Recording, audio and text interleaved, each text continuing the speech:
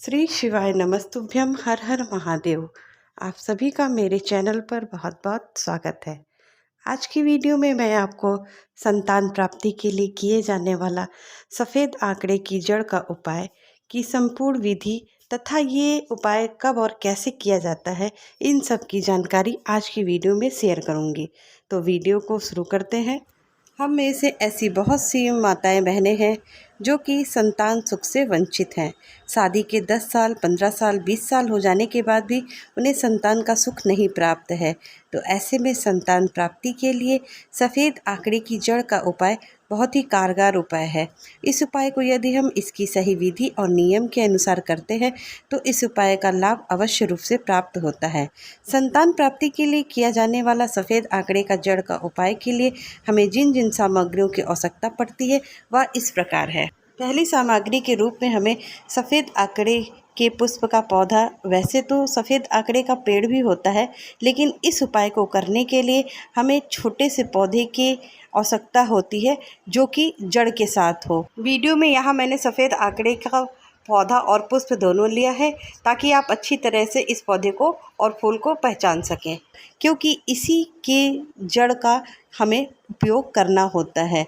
इसलिए इस उपाय को करने के लिए हमें सफ़ेद आंकड़े का एक छोटा सा पौधा लेना है। सफ़ेद आंकड़े का पेड़ ज़्यादातर उन जगहों पे पाया जाता है जहाँ पर कोई ज़्यादा आता जाता नहीं, मतलब सुनसान जगहों पर, सड़कों के किनारे, हाईवे के किनारे या फिर गांव में यह आसानी से प्राप्त हो जाता है। यह एक सीजनल पेड़ होता है। ज़्यादातर यह मार्च अप्रैल में उगने लगता है और मई जून के माह तक इसमें सुंदर फूल आने लगते हैं। ये फूल महादेव को अति प्रिय है, इसलिए इस फूल को महादेव पर समर्पित किया जाता है। यह एक जहरीला पौधा होता है, इसलिए इसको तोड़ने में थोड़ी सावधानी बरतनी चाहिए। सफ़ेद आंकड़े के पौधे के जड़ के अलावा हमें लाल रंग का धागा लेना होता है और इसके अलावा एक पीपल का पत्ता। बस इन्हीं सामग्रियों के द्वारा हम इस उपाय को करते हैं।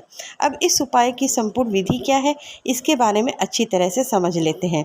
उपाय को अच्छी तरह से सुनकर समझकर ही करना चाहिए, वरना कहीं ना कहीं कोई गलती हमसे हो ही जाती है।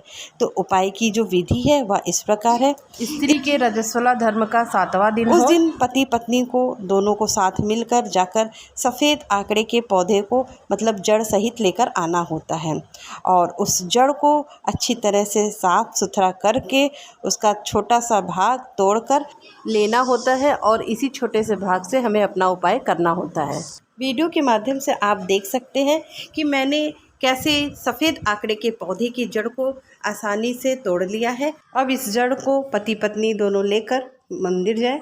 शिव मंदिर में जाकर भगवान शंकर के शिवलिंग के ऊपर से 21 बार इस जड़ को घुमाते हुए तुम्रका जी का नाम ले, अपना नाम ले, पति का नाम ले, अपने गोत्र का नाम ले और नाम लेने के बाद इस जड़ को लाल रंग के धागे में शंकर जी के सामने ही बांध ले और भगवान शंकर से ऐसी प्रार्थना करें कि बाबा मेरी भी सूनी गोद जल्दी भर दो।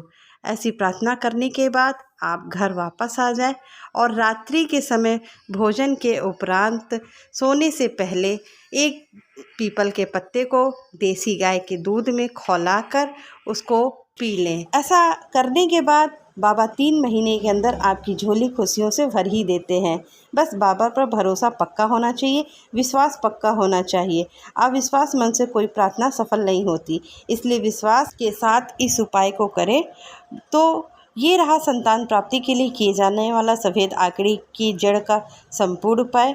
इन सब के बाद भी लोगों के मन में कई प्रश्न होते हैं, जैसे कि ये जड़ कितने दिन तक बांधना होता है। तो मैं बता दूं, आपको ये जड़ कम से कम अपनी कमर में 3 महीने बांधना होता है।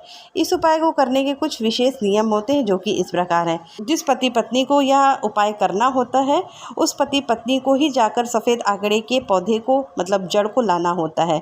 किसी दूसरे से मंगाकर किया गया उपाय सफल नहीं होता है। इस उपाय को स्त्री के रजस्वला धर्म के 7वें दिन ही करना होता है।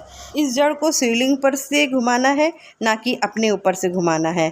शिवलिंग पर से घुमाते हुए आपको तुम्रका जी का नाम लेना है और जड़ को घुमाने के बाद बाबा के सामने ही अपनी कमर में बांध लेना है। जड़ को आप चाहे तो पहले ही लाल धागे में बांध लें या फिर शिवलिंग पर घुमाने के बाद लाल धागे में बांधकर अपनी कमर में बांध लें। तो ये रहा सफ़ेद आंकड़े की जड़ का उपाय। आशा करती हूँ आपको इस वीडियो के माध्यम से ये उपाय करने की संपूर्ण जानकारी प्राप्त हो गई होगी। इसके अलावा भी आपको अगर इस उपाय को करने में कोई परेशानी या दिक्कत महसूस हो रही है तो आप कमेंट बॉक्स में कमेंट कर सकते हैं। मिलते हैं अगली वीडियो में, तब तक के लिए श्री शिवाय नमस्तुभ्यम। हर हर महादेव।